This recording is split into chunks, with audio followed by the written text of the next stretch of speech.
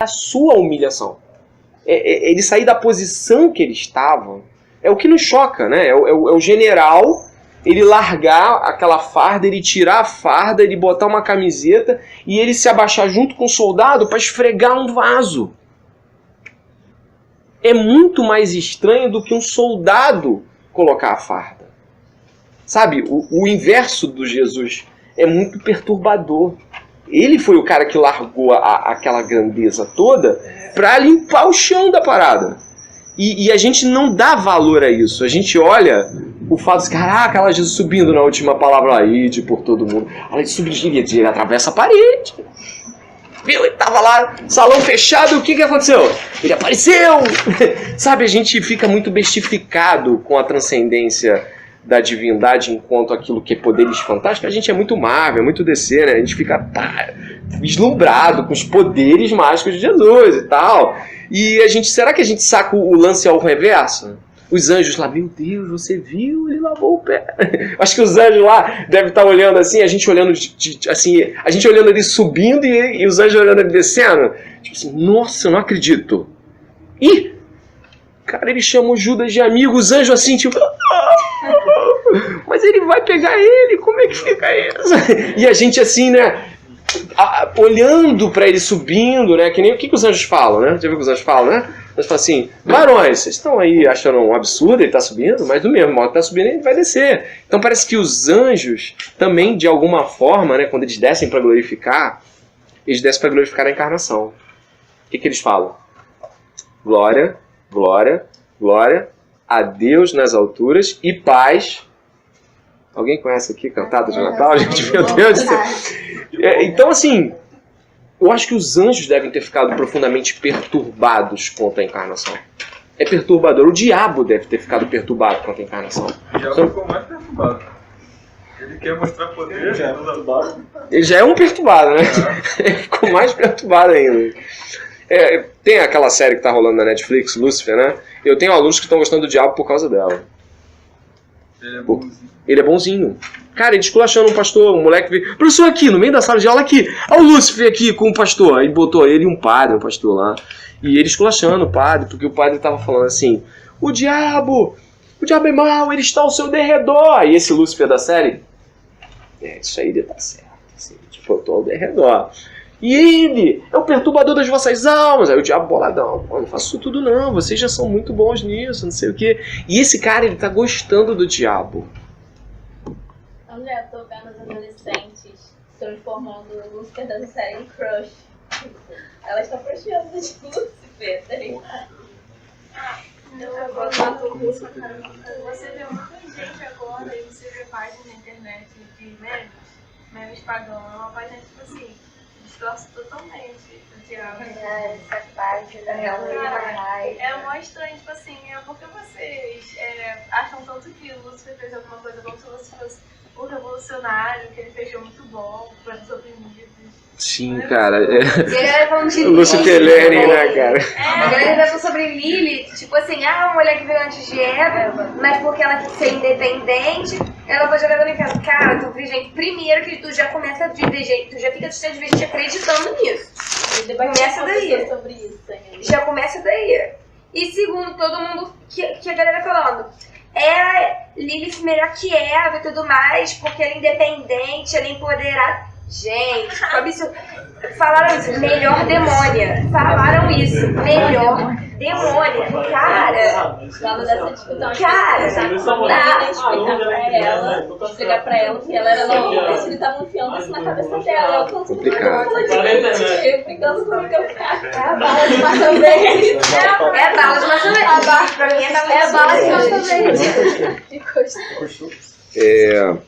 E o que nós temos aqui, né, é uma inversão hoje, onde o diabo é admirado, não sendo o diabo que ele de fato é. Né? Ele se traveste de um anjo de luz nessa série. Ele é o cara nessa série. Ele é bonitão, ele é inteligente, ele tem uma sacada pras coisas, ele ajuda pessoas.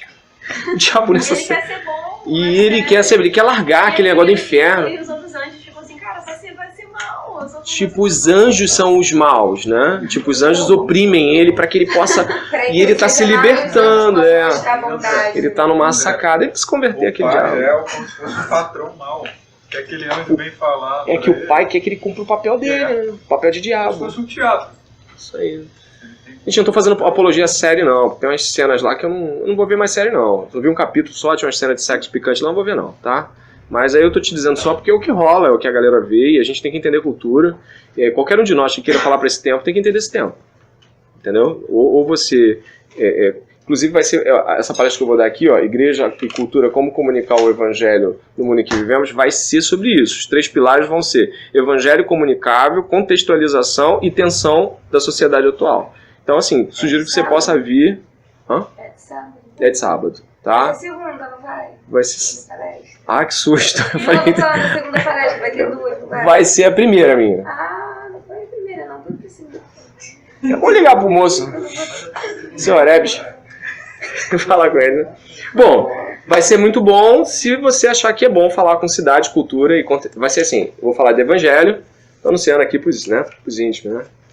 Vai ser Evangelho, vou falar sobre Evangelho, os 4 capítulos do Evangelho, né, na percepção de Timothy Keller, como é que você anuncia o Evangelho em 4 capítulos.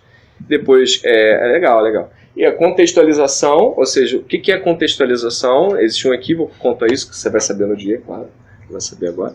E o final é como lidar com a tensão da cidade. Né? Quais são os pontos de tensão da cidade e como é que a gente pode entrar nesses pontos de tensão. Você pode muito bem ser o segundo palestrante, vai ficar muito bem. O Orebis vai vir depois, moço. Não tem como. Não tem... Por que você não pode 13, não? Você pode que horas? Eu saio do trabalho 13h30? 13h30. 15h30, não tem, né? Ei. Igor, que isso, Igor? Pô, 15 é 3, cara? Não, 15 horas é 3 horas da tarde. Só que esse 13h30, entendeu? Não, o papo tava muito louco, né, cara? O Igor já tava indo lá, né? Essa palavra, queridos, aqui que ele usa... Pô, Belinha, eu não vou poder fazer essa troca, mas vou filmar. Tá bom?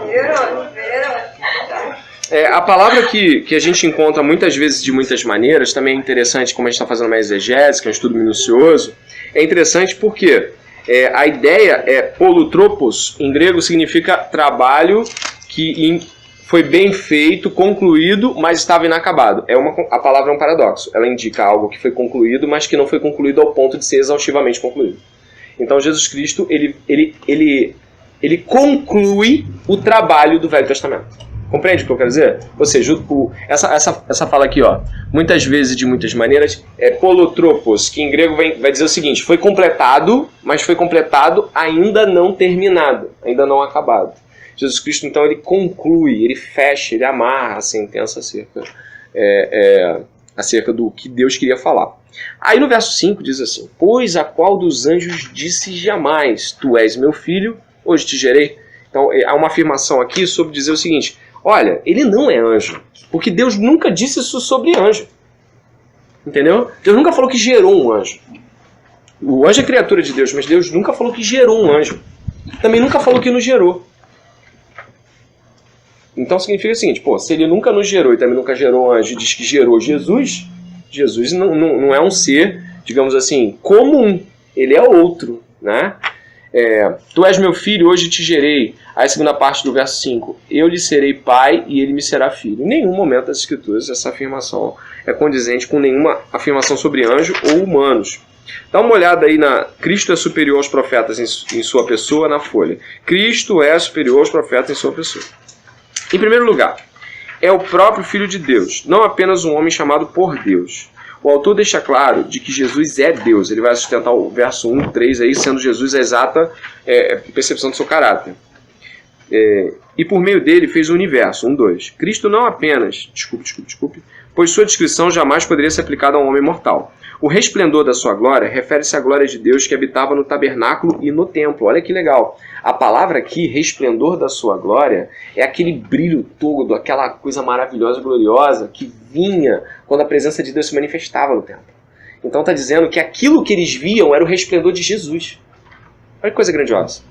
Lindo, né? Então significa o seguinte, sabe, uma vez por ano, o sacerdote entrava, o sumo sacerdote ele entrava no Santo dos Santos, e aí descia fogo do céu. Esse fogo, a glória desse fogo, era o Cristo. Olha só, a glória de Cristo emanava ali diante daqueles homens, eles nem sacavam que era isso.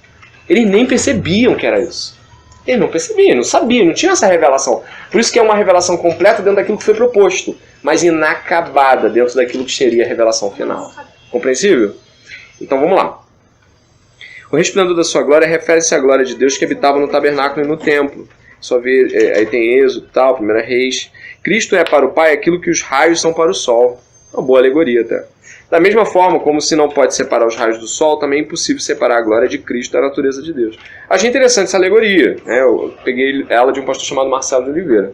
Achei interessante essa alegoria porque ela faz sentido. Cara, toda alegoria, toda história que a gente... É sempre uma história que não é a totalidade, né? Mas ela busca alguma coisa com aquilo que a gente quer aprender. Em segundo lugar, Cristo é superior aos profetas em suas obras. Ele é o Criador do universo. Pois, por meio dele, Deus fez o universo. Cristo não apenas criou todas as coisas pela sua palavra, como também sustenta todas as coisas por meio dessa mesma palavra. Ele é antes de todas as coisas. Nele, tudo subsiste. Né? Colossenses, que é um dos textos que a gente também vai estudar na Cominical, Colossenses 1,17. Então, a existência das coisas se dá em Jesus. Claro, a gente poderia tentar explicar isso usando letras profundas, palavras profundas, mas é muito difícil alcançar a intensidade do que é em Jesus Cristo subsistir todas as coisas. É muito difícil. Imagine, eu não sei, eu fico pensando assim no próprio ar, na atmosfera, né? A gente não se dá conta do quão importante é respirar e nem tão importante é o ar. A gente não se dá conta, porque está o tempo todo indo para lá e para cá, fazendo coisa. Então a gente não percebe o ar. Mas ele está aqui, e se ele sair, o vácuo suga todas as coisas e elas morrem, elas secam. Se você pegar um corpo humano e colocar ele fora do universo, fora da nossa atmosfera, jogar ele para fora, como jogasse ele assim no cosmos, assim, cara, ele ia explodir, porque as moléculas de ar iam querer sair pro lado de fora, a gente ia explodir, a gente ia... Então você imagina assim, que em Jesus Cristo, eu e você existimos, tal como a própria existência dos organismos está na atmosfera. Imagine que fora de Jesus explode-se as coisas, é simplesmente impossível a existência. Isso é algo grandioso, que indica que aquele ser que encarnou num útero de 30 centímetros, ele é a totalidade da existência do próprio útero a qual ele entrou. Significa que isso é algo tão profundo e tão grandioso que certamente nos portais eternos, quando passarmos para a glória e pudermos ver aquilo que Deus fez de uma forma ainda mais clara, muitas coisas vão ser assustadoramente grandiosas. Não vamos nos cansar de nos assombrar com a grandeza da revelação que nos é proposta. Frequentemente, quando nós temos um êxtase após descobrir algo fantástico, vocês já tiveram esse êxtase, descobrir algo grandioso. Vamos pensar nas escrituras mesmo, algumas coisas que eu descobri nas escrituras ao longo da minha trajetória com Deus, eu fiquei assim, extasiado, cara, parado assim, cara, isso é grande. Isso é grande, isso é maior do que eu pensava. Agora você imagina você ter isso a cada segundo. Você vai vendo o concadenar de coisas. A gente é tão nada, né? E Paulo, quando sobe e desce, não tem o que escrever. Não dá, cara. Então, entender que Jesus Cristo era o resplendor que descia naquele lugar, né, e consumiu o holocausto. Sabe, aquela sarça e o esplendor dela, e aquele homem na beira do rio com Daniel, aquele homem brilhante, esplendoroso, aquela beleza toda que João viu e caiu. João costumava com Jesus, tinha visto Jesus, mas ele, quando vê Jesus do jeito que Jesus é, ele cai. E olha que João viu Jesus do jeito que Jesus é, sendo João ainda João. Imagine João glorificado. Então assim, aquele João viu e travou. Deu tela azul. Não é? Então você imagina nós vendo Deus do jeito que Deus é. A gente lê nas escrituras de que Pedro, Tiago e João, quando viram Moisés e Elias e Jesus ali, ficaram assim, o que a gente faz agora? Tipo, o que a gente faz? É a hora que a gente ora, chora? Imagino, assim, a Bíblia diz que eles ficaram tão pasmos, sem saber o que fazer, mas a gente pode fazer uma casinha para vocês. Que você daquele vai querer com tendinha, com casinha? Quando eles ficaram sem saber o que oferecer, entendeu? Ali aquelas 3 pessoas. Dá uma olhada no terceiro lugar. Cristo é superior aos profetas no tocante ser a última palavra de Deus. É fácil visualizar o contraste entre Cristo, o profeta, e os outros profetas. Cristo é o Filho de Deus. Os profetas foram chamados por Deus. Cristo é a mensagem definitiva e completa. Os profetas possuem uma mensagem incompleta. É evidente que a revelação do Antigo Testamento, quanto a do Novo, vieram de Deus, mas Jesus Cristo é a última palavra de Deus no que se refere à revelação. Cristo é a fonte, o centro e o fim de tudo o que Deus tem para dizer. Em quarto lugar, ele governa como rei. Ele está assentado, pois terminou o seu trabalho e se encontra à direita da majestade nas alturas, o lugar de honra. Isto prova que ele é igual a Deus, o Pai, pois nenhum ser criado jamais poderia assentar-se à destra de Deus. Agora você pode estar se perguntando o que significa essa expressão, sentar-se à direita da majestade nas alturas. É interessante esses 4 pontos, olha esses 3 pontos aqui, tá? A bibliografia é retirada de Stott. Em primeiro lugar, Jesus Cristo está descansando. Esta é uma imagem extraída do nosso dia a dia. Quando chegamos em casa, depois de um dia de trabalho, sentamos e colocamos os pés para cima. Assim, Jesus, depois de ter realizado a purificação de pecados, se assentou. É uma ideia de completar. É que quando a gente pensa, por exemplo, nos 7 dias, e sendo o 7º dia de descanso, Deus descansou. Gente, Deus não descansou, mas Deus ele se posiciona de tal forma ao observando a sua obra, poder nos mostrar que ela está completa.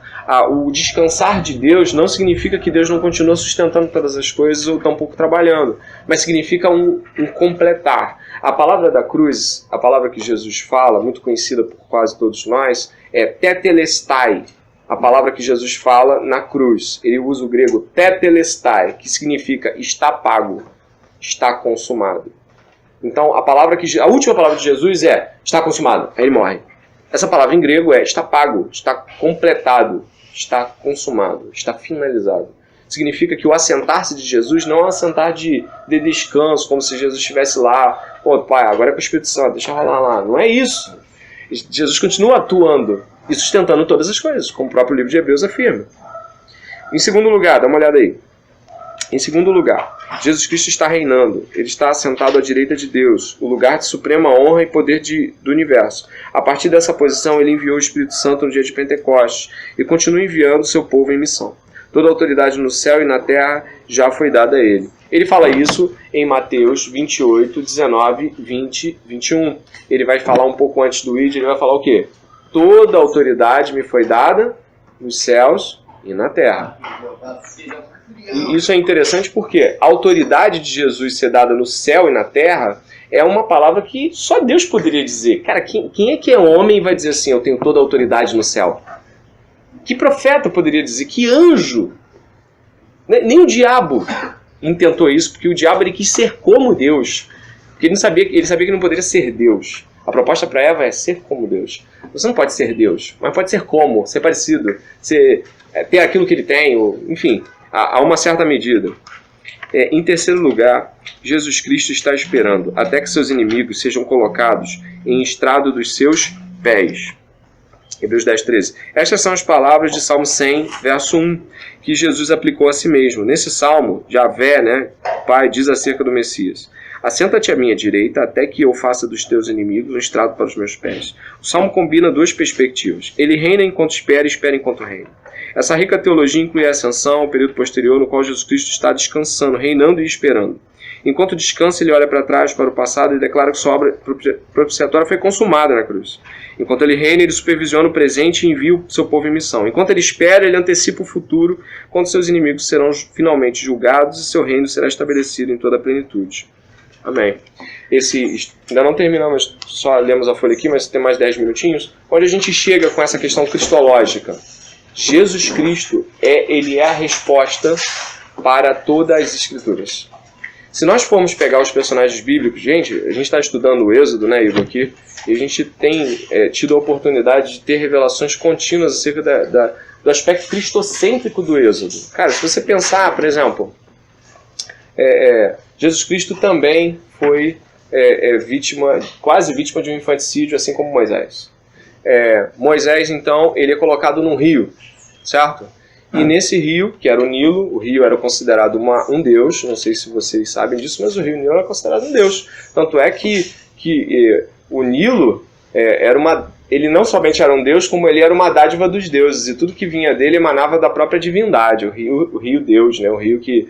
Então você imagina que quando Moisés é retirado do rio, isso é um aspecto cristológico tipificado de que ele é retirado do seio dos deuses, e ele é colocado para ser cuidado por homens. Mas ainda assim, ele não satisfeito com essa tipificação, ele vai morar onde? Com Faraó e sua filha. E Faraó é quem? Deus. Faraó é Deus, na visão egípcia. Faraó é Deus. Mas Moisés abre mão de ser igual a Deus e vem viver com a realidade humana. Ele vai defender Zípora, à beira do poço. O que significa isso? Jesus Cristo, abrindo mão de ser Deus, ele se retira da divindade. Então todas as escrituras vão apontar para essa relação. Às vezes a gente olha muito toscamente para aspectos muito profundos, como por exemplo, o fato de que a Joquebede colocou o neném no rio. Pô, que sacada genial, né? Porque ela coloca o neném no rio no momento onde todo mundo estava jogando o neném no rio para matar. E ela joga para viver. Então ninguém ia parar a Joquebede no meio do caminho porque ela ia botar o neném no rio. Porque todo mundo estava matando o neném no rio. Porque a ordem de Faraó era joga o neném onde? No rio. Então, todos esses aspectos de o rio ser Deus, de Faraó ser Deus, ele ser retirado dos deuses, ele colocado, e a gente vê Moisés ferindo a rocha de Meribá, saindo água, assim como Cristo foi ferido e tal, e ele é o Cristo, ele é a rocha que dá água.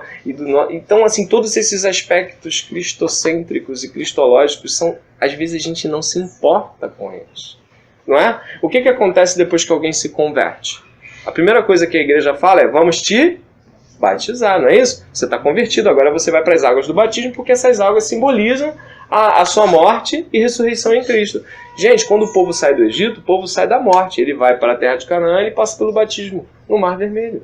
Então todo esse aspecto é facilmente ignorado pela nossa visão, nós simplesmente ignoramos.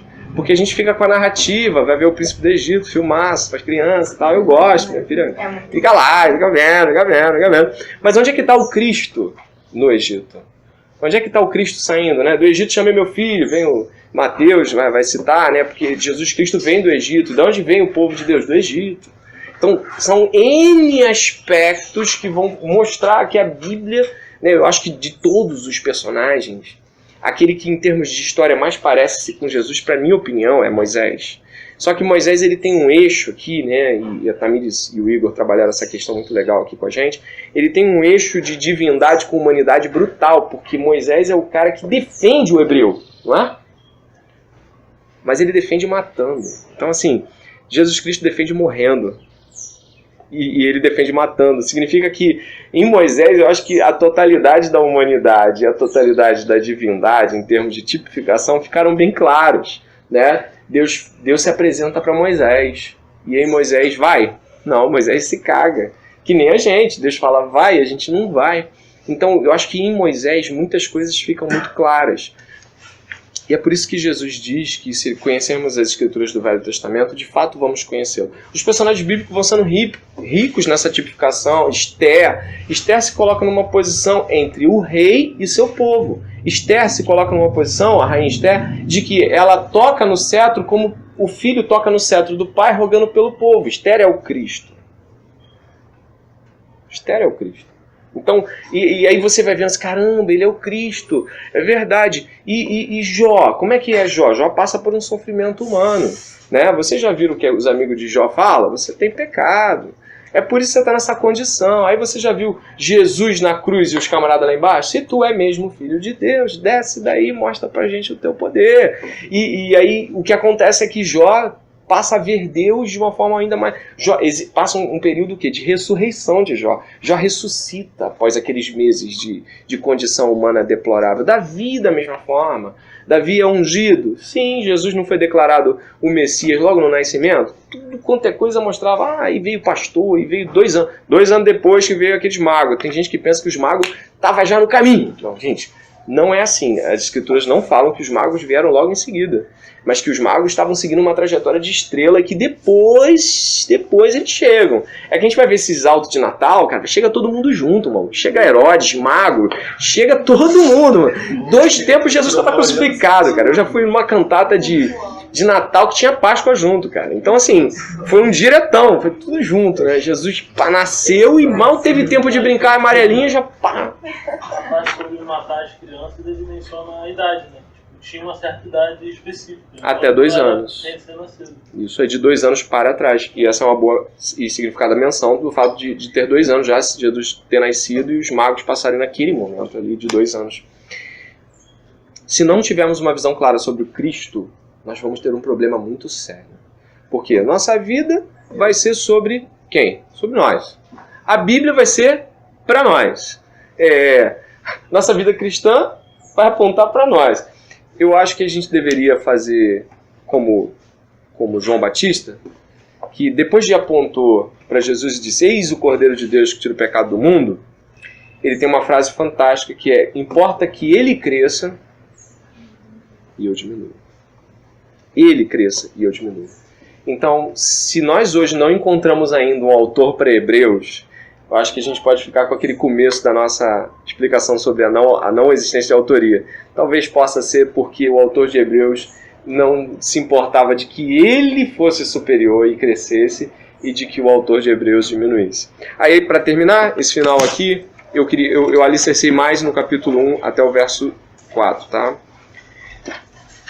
No verso 6, novamente, ao introduzir o primogênito no mundo, diz: e todos os anjos de Deus o adorem. E ainda quanto aos anjos, diz: aquele que os anjos faz ventos, os seus ministros labadeira de fogo. Mas acerca do Filho: o teu trono, ó Deus, é para todos sempre. Cetro de equidade é o cetro do seu reino. Amaste a justiça e odiaste a iniquidade. Por isso Deus, teu Deus, te ungiu com óleo de alegria, como a nenhum dos teus companheiros. Ainda, no princípio, Senhor, lançaste os fundamentos da terra, e os céus são obra de tuas mãos. Eles perecerão, tu, porém, permanece. Sim, todos eles envelhecerão qual veste. Também qual manto os enrolarás, e como veste serão igualmente mudados. Tu, porém, és o mesmo, e os teus anos jamais terão fim. Essa frase se concadena com a do próprio Hebreus, que vai dizer que ele é o mesmo ontem, hoje e sempre. Ora, o qual dos anjos jamais disse: assenta-te à minha direita, até que eu ponha os teus inimigos por estrado dos teus pés. Não são todos eles espíritos ministradores enviados para serviço a favor dos que hão de herdar a salvação? O capítulo 2 começa com uma percepção assim...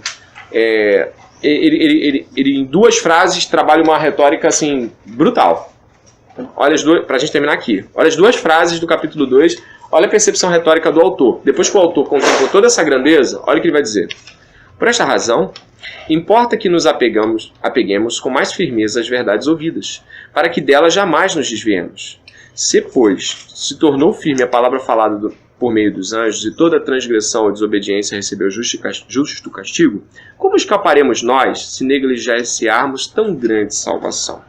Então, o autor de Hebreus ele vai fazer uma retórica assim: depois que você aprendeu tudo isso sobre Jesus, se você viu que ele é superior a tudo, superior a anjos, superior a homens, superior a tudo, se você viu que ele é Deus, você viu que ele sustenta todas as coisas pela palavra do seu poder. Você viu tudo isso.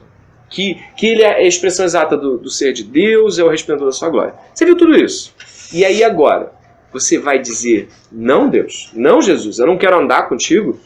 Então o autor de Hebreus ele acha meio que isso é ilógico, é inconcebível. Assim. Depois de tudo isso que você sabe sobre Jesus Cristo, você vai dizer: não, eu posso viver sem você.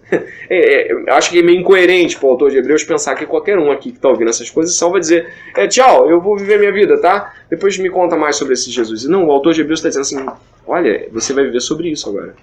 Você vai viver para entender mais disso, para viver mais disso, para explicar mais disso para as pessoas. Você vai viver sobre isso. A sua vida agora não é sobre você. A sua vida é sobre essa nova revelação, e é a revelação última de Deus.